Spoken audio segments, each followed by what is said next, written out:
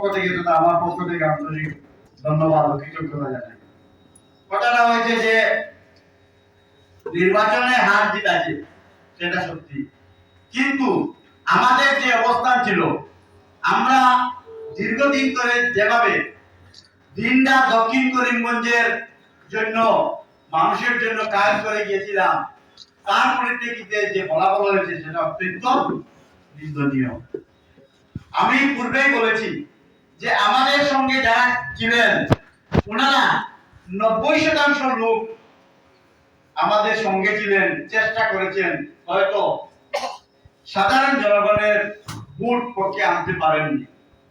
আমি সবাইকে ধন্যবাদ জানাই, এবং যারা আমাদের সঙ্গে থেকে যারা মিথ্যাচারি করেছে প্রত্যেকটা মানুষকে আমি চিহ্নিত করেছি, এবং আমি তো লিখে রাখি একদিন না ওদিন আপনাদের সম্মুখে দেখবেন আল্লাহ উপরওয়ালা বিচার করবে।